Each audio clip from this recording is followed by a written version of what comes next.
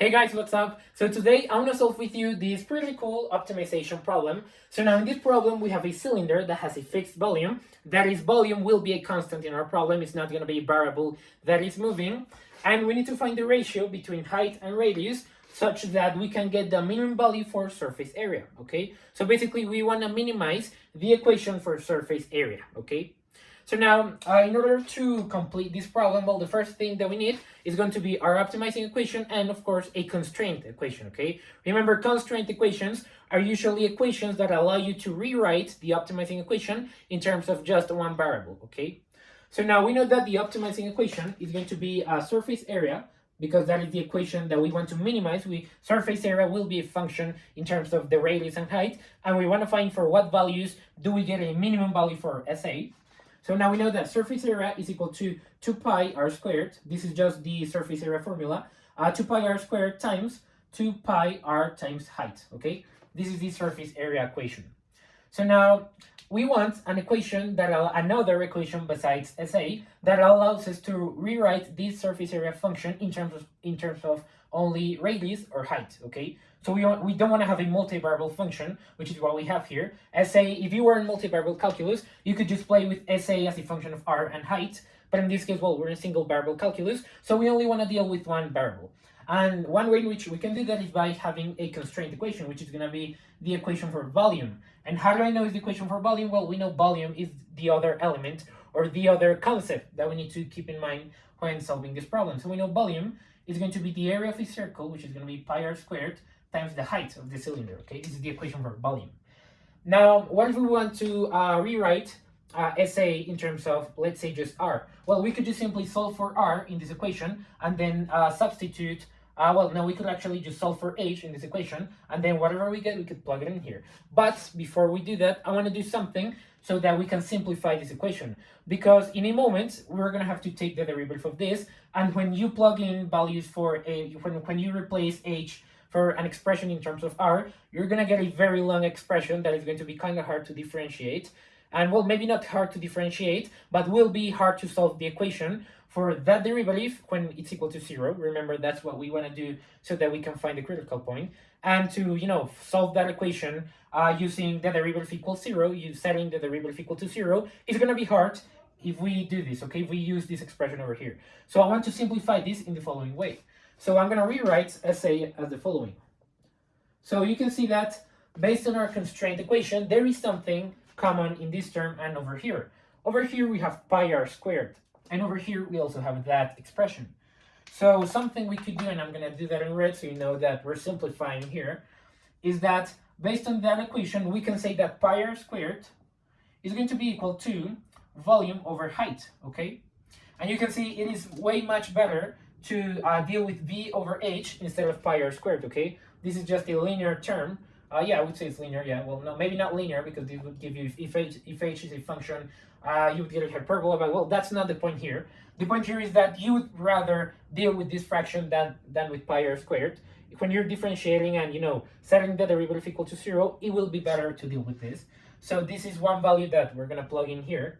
And now what about this second term? Well, you can see that in this expression, you could factor out r, so you could have something like this. You have r times pi r times height, okay? This is what you have. And so you could find a value for pi r h in terms of r and v, okay? So over here, the second equation that we would have is that pi r h, which is the factor that we have in the second term, will be equal to v over r, okay? And you can see these two fractions, they are way easier to deal with than pi r squared and pi r h, okay? You're going to see in a moment that it is way better to make this simplification. So now we can rewrite surface area as the following. So we have 2 pi r squared. We know that is going to be v times v over height. So that is going to be 2v over height plus, and now we have 2 pi r h, which is v over r. So we have 2v over r, okay?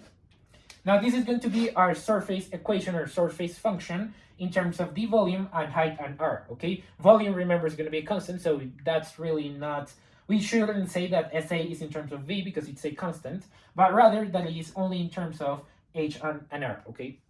So now I want to start differentiating SA with respect to one variable. So what I'm going to do now is, well, I'm going to find some way in which I can I can find height in terms of r, okay? So yeah, let's do that.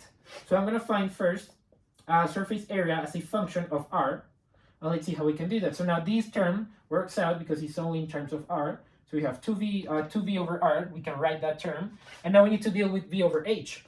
Now we're lucky that we already know how much b over h is over here. We made the simplification, and in this case you could say that we're kind of eliminating the simplifying effect that we created when we rewrote the surface area equation using this equation over here. But that's going to be helpful for another stage, okay? So we're really not eliminating anything that we did before, but to some extent we are, but in the end you're going to see why we did this, okay? So now we have v over h, which we know in terms of r will be pi r squared. So the surface area equation can be written as 2 pi r squared, okay? And this term over here. So now this is what we get for SA in terms of r. And now what if we want to take the derivative of this function? Well, let's see what we get. So we know SA prime of r will be equal to, so now 2v will be a constant, and over here you have r to the negative 1. So we know that will give us a negative 1 in front. So this is going to be minus 2v over r squared, okay? Because remember, you get minus 1, you need to write a minus 1 in the exponent. This is just the power rule, and you get r squared in the bottom. And now what about this term? Well, that's pretty simple. We know we can just move 2 to the front, and we get 4 pi r, okay? So this is gonna be the derivative for SA with respect to r, okay? And now we wanna let this derivative be equal to 0 because we wanna find the critical point such that SA reaches a minimum, okay? And now let's do the same thing using height. So instead of writing SA with respect to r, well, we're gonna write SA with respect to height, okay? So now let's see how we can do that. So I'm gonna write again SA as a function of height. Well, not again, I didn't do that before, so this is gonna be new. So now this term works out because it's only in terms of h, so we have 2v over h plus v over r. We already know how much that is gonna be. That is gonna be pi r h. So we have 2v. Oh no, actually, sorry, because we don't want to have r, sorry, so we cannot use that. Yeah. So we need to do something to this equation over here, which I think you can already see what we're gonna do. We want to have this is gonna be, we need to find somehow an expression for v over r that does not include r and is only in terms of h. So something we could do is just simply, we could actually use this one. I think it would be better. So from this equation over here, I'm going to do that over here. We know that if we move pi to the other side and then take the square root, we would get that r is equal to, so we have v over, so we have parentheses v over pi times height, and this to the 1/2, okay? And now notice that we have in here 2v times 1 over r. So we can switch this fraction and say that we have 1 over r is going to be equal to, so if we wanna switch this fraction over here, that is the same as multiplying 1/2 by negative 1. And so you get from that this is pi over h, pi times h over v to the square root, basically, of this number, okay? So this is how much 1 over r is. And so something you can do now is, well, plug this value into this expression over here. So we have 2v times 1 over r, which is this value, and you can see that it's only in terms of height. So we're going to have 2v times pi times height over v square root, okay? So this is how much we get for our SA function with respect to height. And now, well, we want to take the derivative of this function with respect to height. So once again, we know this is going to give us negative 2v over height squared. Now what about this over here? Well, this is really nice because 2v is going to be a constant, and you can distribute this exponent to pi and v, and, you know, kind of make like a separate fraction, you know, separate that fraction from h. And so square root pi over v would be a constant, okay? So you just need to take the derivative of square root h. So here you're going to have plus 2v times our constant, which is going to be pi over v square root, times the derivative of a square root h, which I believe you should already know that this is equal to 1 over 2 times square root h, okay? So 2 times h to the 1/2. So now this is going to be the derivative for our surface area function with respect to height, and we know this will be equal to 0, okay? Because we're trying to find the critical point, a critical point for this function. So now, since we're optimizing these two functions over here, you should ask, well, what happens with the what's the end behavior of these two functions? That is what happens as r and h grow to infinity or negative infinity. Well, since we're dealing with a cylinder, negative infinity in this case does not exist, basically, because unless you have a Cartesian plane, and that's not the case in our problem, you shouldn't really consider any negative distances, because that would not make sense. Okay, you cannot have a cylinder with negative 10 meters of height. That makes kind of no sense in this context, at least. So we're not going to have any negative values for r and h. And also, you could also reason that as r goes to infinity, well, the cylinder is going to grow bigger and bigger. And what happens to the surface area? Well, the surface area will grow to infinity too.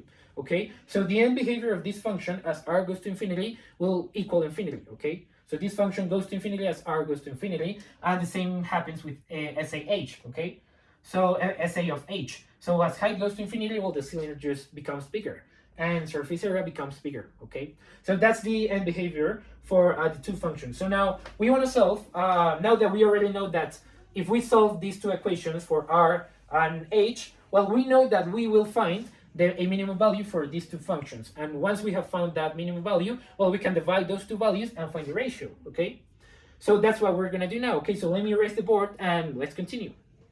Okay, so now the only thing that we need to do now is, well, we just need to play the algebra. Right now we're basically not going to do any calculus, but we just need to play the algebra and find r and h in these two equations. Okay, so let's do that.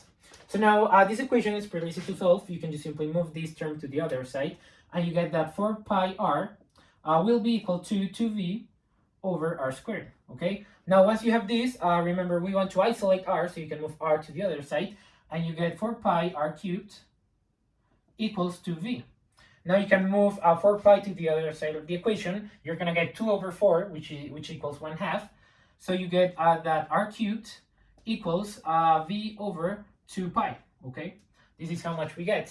And now you can just simply take a cubic root for this equation, and so you just get that this is r equals v over 2 pi to the 1/3. Okay, I'm using this notation for roots. Okay, I think it's better.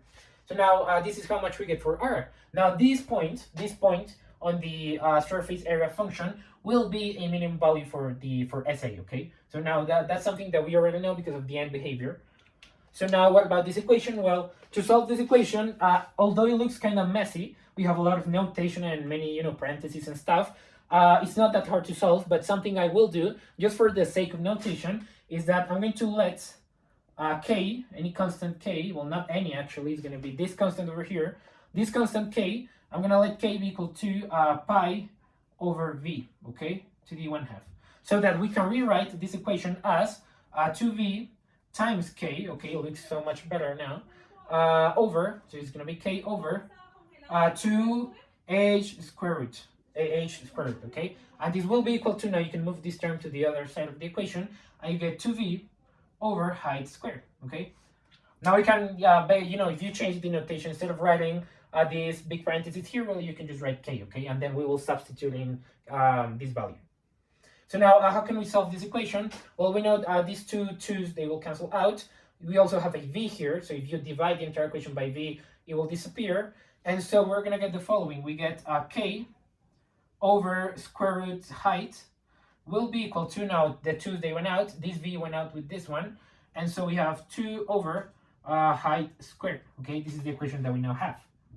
So now we can just simply cross multiply here. I think that's the word in English for that. Yeah, so now we're going to multiply k by this denominator, and the same with the other two numbers. So over here, I'm going to continue. We have k times height squared will be equal to 2 times square root height. Okay, now if we want to get rid of the square root, something we could do is we could square both sides, and that is really nice because remember k will also have a square root. So if we square both sides, we can stop writing k, and we can just simply write pi over v, okay, and see how much we get.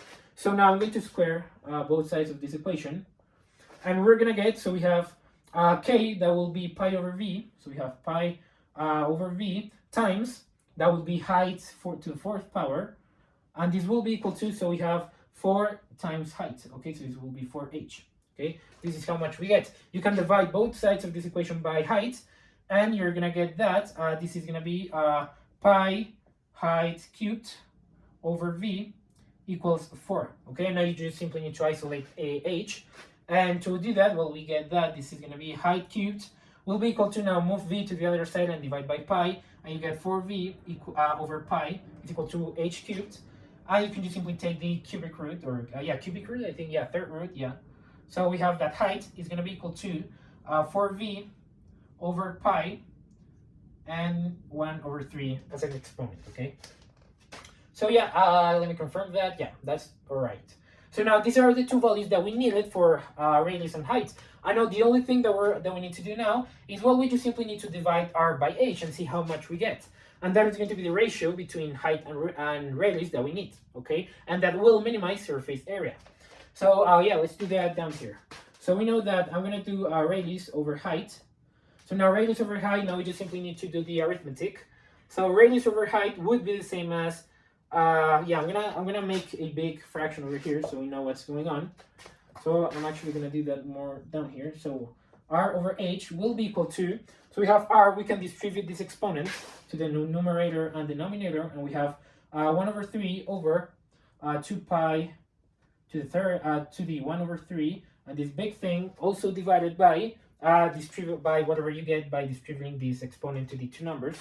So you're gonna have over here 4v to the third power over, and actually I could have done something way much, that is more clever. So let me actually, you can see that these two numbers, they actually have the same root, okay? They have the same exponent, so you can actually put them together. So instead of doing what I was doing before, you can do the following. You can make a big parenthesis, and you can see that you have v over 2 pi, over, this is going to be 4v over pi, so 4v over pi, and this entire thing to the 1/3, okay?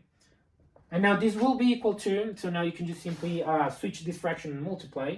So you're going to have pi over 4v times, we have v over 2 pi, okay? And this is going to be to the 1/3, okay? And let's see how much we get. So pi and pi, they cancel out. V happens the same thing.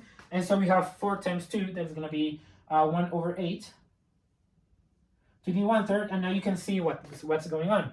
The cubic root of 8 is going to be equal to 2. So you have 1/2 over here, okay?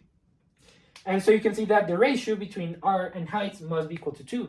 Or you could also write it like this, or you could say that height must be twice as big as the radius, okay?